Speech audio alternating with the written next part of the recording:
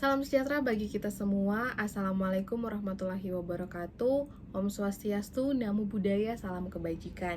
Perkenalkan, saya Jailen Gabriela Nikitanusa, SSI MSc, salah satu dosen jurusan Fisika, Program Studi Ilmu Fisika, Fakultas Matematika Ilmu Pengetahuan Alam dan Kebumian, Universitas Negeri Manado, dengan NIDN 0026029202. Pada kesempatan ini, saya akan memaparkan pernyataan diri dosen dalam unjuk kerja Tridharma Perguruan Tinggi atau PDD UKT-PT dalam bidang pengajaran yang merupakan salah satu syarat untuk mengikuti sertifikasi dosen tahun 2023.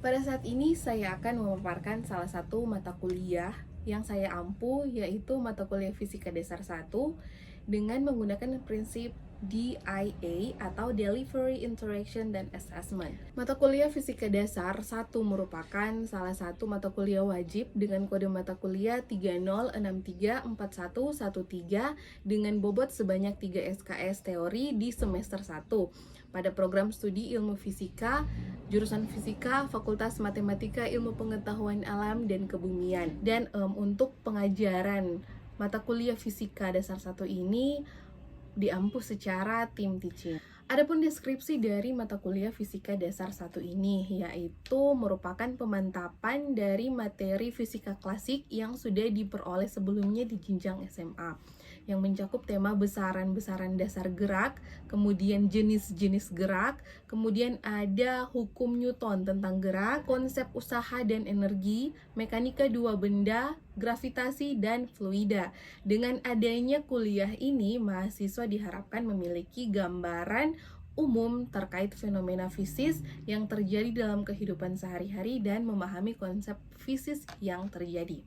Kemampuan yang diharapkan dalam mata kuliah ini yang bersesuaian dengan capaian pembelajaran lulusan program studi atau CPL Prodi, yaitu mahasiswa mampu mendemonstrasikan pengetahuan fisika klasik dan modern melalui identifikasi sifat-sifat fisis dari sistem fisis.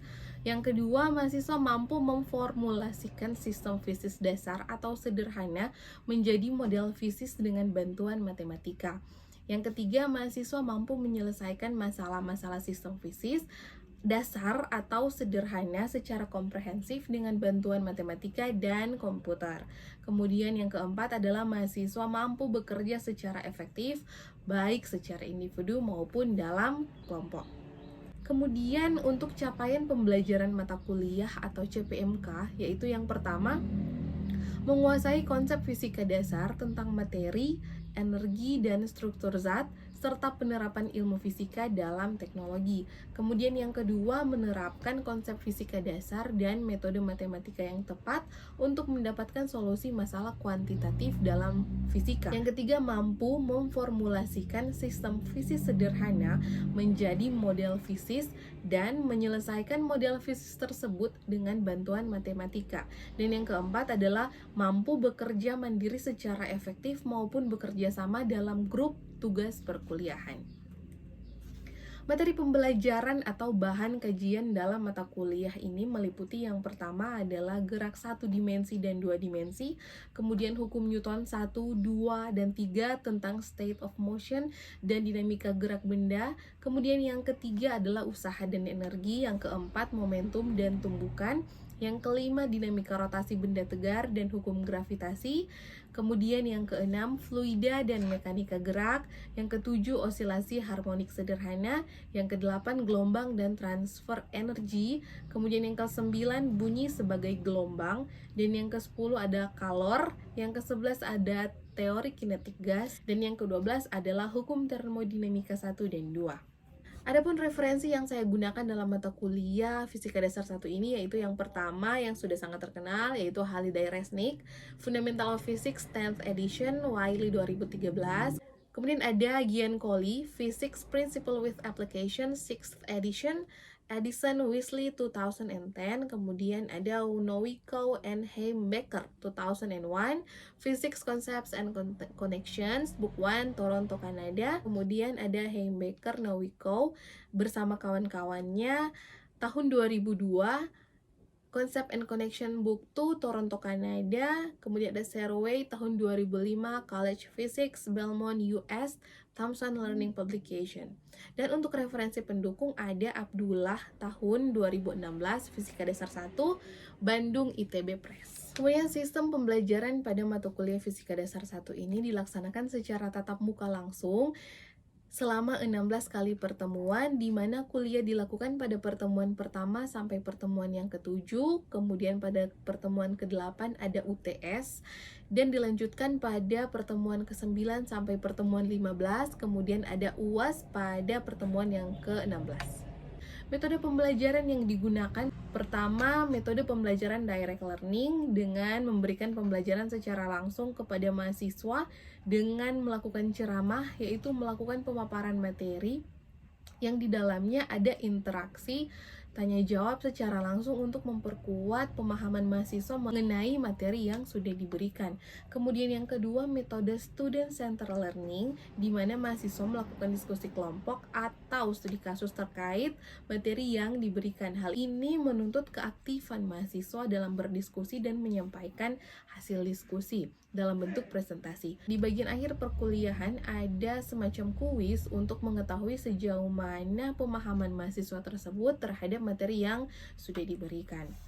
Sistem penilaian pada mata kuliah Fisika Dasar 1 ini meliputi yang pertama kehadiran dengan bobot 10%, di mana total pertemuan sebanyak 16 kali dengan minimal mahasiswa mengikuti pertemuan sebesar 80%, kemudian tugas dengan bobot 10%, kuis dengan bobot 10%, kemudian tugas project dengan bobot 30%, kemudian ada UTS dengan bobot 20%, dan UAS dengan bobot 20%, sehingga total keseluruhan adalah 100%. Untuk kriteria kelulusan mahasiswa dalam mata kuliah ini sesuai dengan kriteria yang diatur oleh Universitas Negeri Manado, yaitu rentang nilai 3,6 sampai 4,0 itu adalah untuk huruf A dengan kategori sangat baik dan itu dinyatakan lulus. Kemudian yang kedua 3 sampai 3,59 nilai B kategori baik, keterangan lulus. Kemudian nilai 2,0 sampai 2,9 dengan nilai huruf C kategori cukup, namun keterangannya dia tetap lulus. Kemudian yang keempat, rentang nilai 1 sampai 1,9 nilai huruf D kategorinya kurang dan keterangan belum lulus. Kemudian dan yang terakhir itu adalah 0,00 sampai 0,9 nilai huruf E kategori sangat kurang dengan keterangan belum lulus. Berikut ini saya akan menampilkan cuplikan video pembelajaran tatap muka pada mata kuliah Fisika Dasar 1 yang saya ampu. Selamat menyaksikan. Selamat pagi semua. Selamat pagi. Oke, baiklah, hari ini kita sudah di pertemuan keempat, dan pertemuan kali ini kita akan membahas tentang hukum beton. Tapi sebelumnya kita akan mulai dengan berdoa. Siapa yang kira-kira bisa memimpin dalam doa? Silakan. Oke.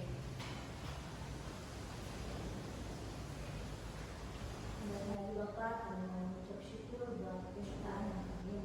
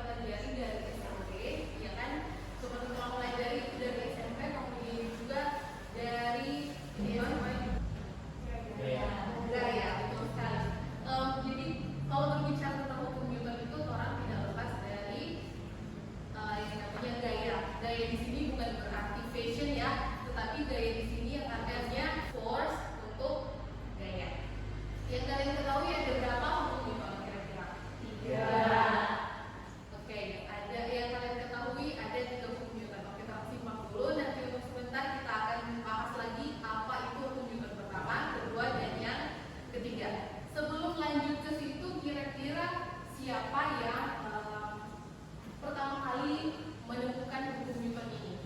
Isaac Newton. Bagus sekali, Isaac Newton. Dia Sir Isaac Newton yang merupakan penemu hukum Newton ini. Karena kenapa? Isaac Newton ini dia dikenal dengan teori law of motion-nya, yaitu yang ini, yang itu juga termasuk, dan yang kedua adalah relativitas. Nah sekarang kita langsung masuk ke hukum Newton. Nah hukum Newton itu dia adalah hukum gerak yang dibilang tadi itu law of motion, karena dia berbicara banyak tentang gerak. Pergerakan yang dilakukan ini pun itu dicover oleh hukum Newton. Kemudian yang menjadi hukum dasar dinamika, karena dinamika itu pasti dia ada dasarnya adalah gerak. Kemudian yang merumuskan gaya terhadap pengaruh gerak. Kalau tidak ada gerak, kalau tidak ada gaya, maka benda itu tidak akan bergerak pada benda tertentu. Kemudian dari sinilah kita akan memilah bahwa ada 3 hukum Newton yang ternyata sudah dibuat. Nah, hukum Newton yang pertama, kedua, dan kemudian hukum Newton yang ketiga. Oke, next. Di hukum Newton yang pertama, kira-kira dari gambar ini, apa yang bisa kalian simpulkan dari gambar ini? Ini dia kelembaban, betul. Dia mau inersia, kelembaban sama ya, inersia dan kelembaban itu betul. Karena hukum 1 Newton itu terkenal dengan hukum kelembaban. Kenapa? Karena ketika kita berada di mobil yang pertama diam, ini untuk contohnya ya, pertama kali diam, kemudian dia gas tiba-tiba, apa yang terjadi? Iya, mobilnya bergerak. Kalau untuk penumpangnya, apa yang terjadi di penumpangnya? Coba, sekarang lagi duduk di mobil, di mikro, orang dari di mikro, tiba-tiba tuh langsung pergi. Buat masih saya duduk dia suka pergi. Apa yang terjadi? Masalah orang. Nah itu adalah salah satu contoh penyebab, bukan penyebab, bukti dari kelembaban. Sifat kelembaban bukan kelembapan ya, kelembaban atau inersia yang artinya dia cenderung mempertahankan posisi saat itu. Ketika dia diam, katakan kalau Miguel di otot, kalau ketika auto cepat mau pergi, pasti mau berusaha mau berdiam loh. Tapi karena dia auto pergi, jadi langsung patah belakang. Karena memang berusaha belum menyesuaikan dengan gerak yang sementara terjadi. Jadi orang yang masih mempertahankan orang ke posisi yang lagi diam, kemudian karena ada kecepatan yang terjadi tiba-tiba, maka orang ke posisi tubuh itu langsung baku itu ke belakang. Sebaliknya, kalau misalnya auto yang tiba-tiba melaju, kemudian dia tiba-tiba rem, apa yang terjadi? Otomatis orang-orang yang sementara duduk pasti sama juga gini, atau yang sementara berdiri di bus misalnya hampir-hampir berdiri karena ada apa itu? Ada rem, karena rem yang terjadi itu membuat orang yang tadinya mempertahankan sebenarnya sama kecepatannya dengan itu mobil atau bus, tapi ketika ada rem, orang sebenarnya mempertahankan masih tetap bergerak, tapi karena busnya atau mobilnya itu berhenti, jadi orang berposisi dipaksa untuk berhenti. Dipaksa jadi orang berposisi agak cenderung kalau auto berhenti orang takam muka begitu, kalau auto lagi rem. Oke, sampai di sini paham ya untuk hukum Newton 1. Jadi hukum Newton 1 itu dia tentang hukum kelembaban atau inersia. Oke. Next. Nah ini konsep hukum Newton 1. Jadi di sini dia dituliskan bahwa resultan gaya. Apa yang dimaksud dengan resultan gaya? Keseluruhan gaya. Resultan gaya itu artinya jumlah keseluruhan gaya yang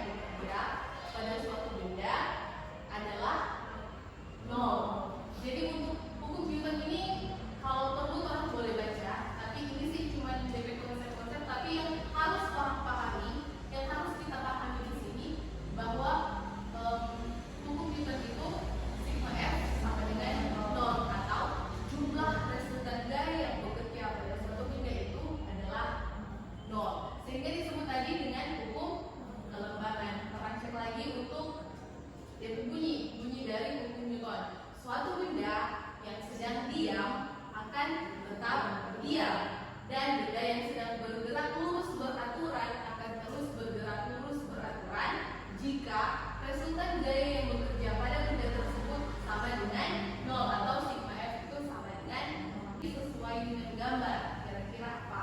Gaya tarik dan gaya dorong. Ya, jadi ada gaya tarik dan ada gaya dorong. Jadi ketika kita berbicara tentang hukum Newton itu, kita sudah berbicara tentang gaya dan gerak.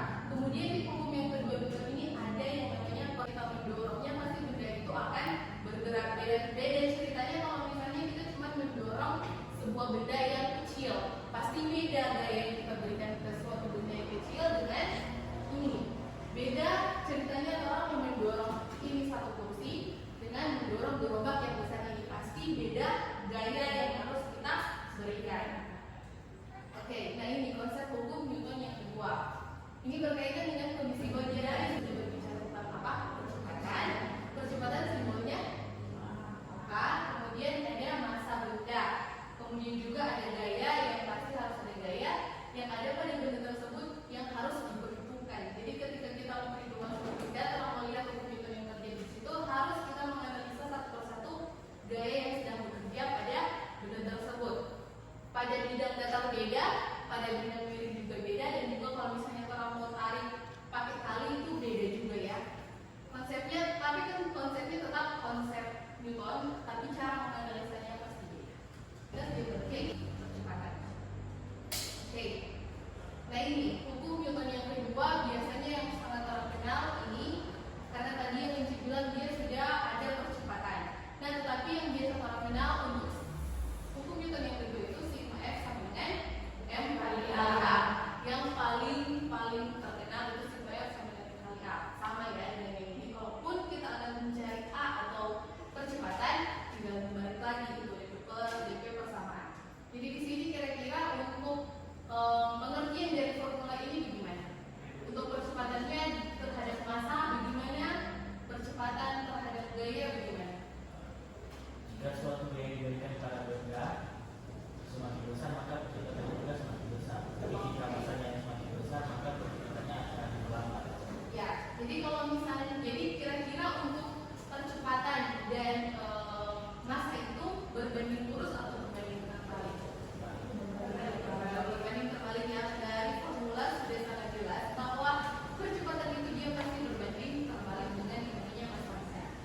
Percepatan suatu benda yang ditimbulkan oleh gaya berbanding lurus dengan massa gayanya. Ya karena percepatan itu dia setara dengan sigma F atau berbanding lurus dengan jumlah gaya dan berbanding terbalik dengan besar. Dan yang ketiga, kita masuk di hukum ketiga Newton. Dia sangat terkenal dengan istilahnya aksi dan reaksi. Dia sangat terkenal dengan aksi reaksi, artinya bagaimana ketika kita memberikan suatu gaya aksi terhadap suatu benda, pasti benda tersebut akan memberikan gaya reaksi terhadap kita. Yang misalnya mendorong suatu benda, pasti benda itu akan terasa mendorong balik ke kita. Oke. Ini untuk konsep hukum Newton 3, yaitu gaya aksi dan reaksi menunjukkan tiap aksi akan menimbulkan sebuah reaksi. Jika sebuah benda memberikan gaya pada benda lain, maka benda yang mendapat gaya tersebut akan memberikan gaya yang besarnya sama dengan gaya yang diterima dari benda pertama. Jadi dia ada timbal balik. Dari ketika kita memberikan suatu aksi, maka kita akan memperoleh reaksi. Hukum Newton 3 juga menjelaskan tiap aksi akan berkonsekuensi memunculkan reaksi, sama kayak tadi, atau menimbulkan sebab dan akibat. Memberi gaya sebagai sebab akan menghasilkan gaya akibat. Jadi ini juga ada prinsip sebab akibat. Nah, gaya aksi reaksi ini kemudian bekerja saling berlawanan. Jadi aksi itu pasti berbeda arah dengan reaksi. Kalau aksi dia plus, berarti reaksi dia minus. Dan berproses pada benda yang berbeda. Oke, nah ini bunyi hukum ketiga Newton. Ketika benda pertama memberikan gaya aksi kepada benda kedua, maka benda kedua akan kembali memberikan gaya seperti yang tadi sudah dijelaskan, yang sama besar kepada benda pertama dengan arahnya berlawanan. Jadi besar gaya. Jadi besar gaya yang diberikan itu sama dengan besar gaya yang diterima, tapi bedanya hanya di apa? Arah yang berlawanan antara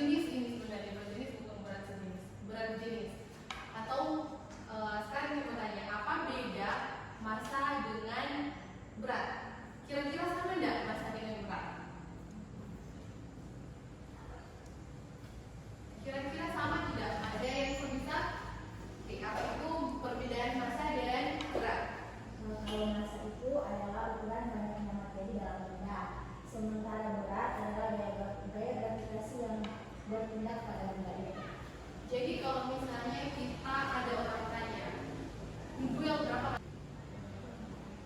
Sesuai fisika, kira-kira kalau mau jawab apa? Oke, 640 Newton. Betul, kalau W itu diperhitungkan N Newton. Jadi kalau misalnya ada orang awam ya, orang yang mungkin belum mengerti dengan fisika, tanya, coba tanya ke orang berapa karena berat. Orang harus kalikan dengan G atau gaya gravitasi yang biasa kita bulatkan menjadi 10, atau kalau untuk sebenarnya adalah 9,8 meter per second kuadrat. Perhitung berat cuma kali 10 sama tadi kalau 64. Jadi sebenarnya kalau dalam panjang berat aslinya 64 kilogram.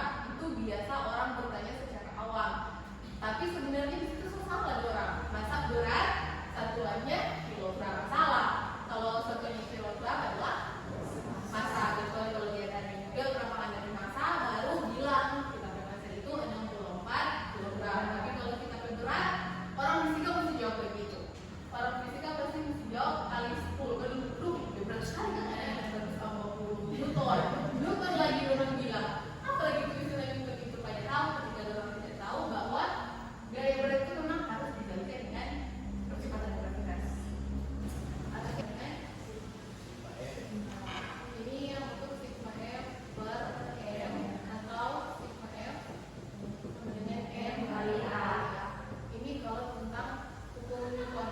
Kayak kalau percepatan dalam gerak ada yang masih nol berarti nol, V0 berarti nol, kemudian T2 kurang T1, 2 kurang 0 kan? T0 kan 0, 2 kurang 0,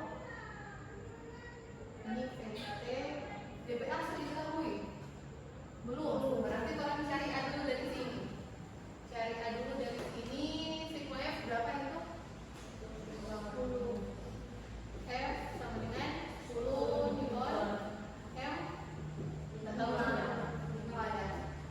M 5 kilogram. Jadi sigma F sama dengan M kali A atau sama dengan sigma F per M 10 bahagi 2. 10 Newton bahagi 5 kilogram.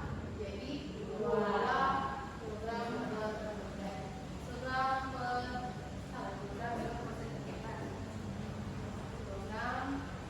meter per second kuadrat. Ini jangan lupa. Jadi kalau orang mau mencari VT, terus yang dicari VT kan? VT tapi belum ada A-nya. Orang cari A dulu. Jadi sama. Jadi VT sama dengan 2 kali 2. VT-nya 4. Satuannya? Satuan sekitar. Jadi ini bisa jawaban sekarang mencari ya. Silakan angkat tangan dan untuk mencoba. Ini juga.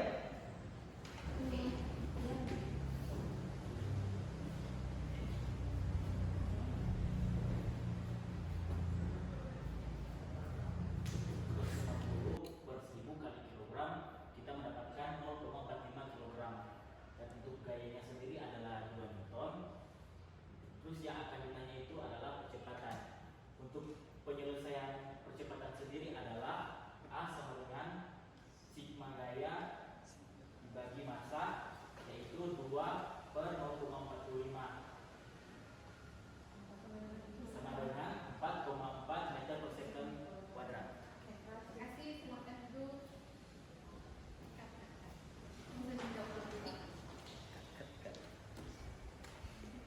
Meja, terus dialasi kain. Ketika kainnya ditarik sangat cepat, maka gelas tersebut tidak akan bergerak. Yang kedua, bus yang sedang berjalan dan direm mendadak, yaitu pada saat kita sedang naik bus dengan kecepatan konstan atau kecepatan bola menggelinding di atas es. Jadi bola yang menggelinding di atas es yang licin akan tetap terus menggelinding dengan kecepatan tetap.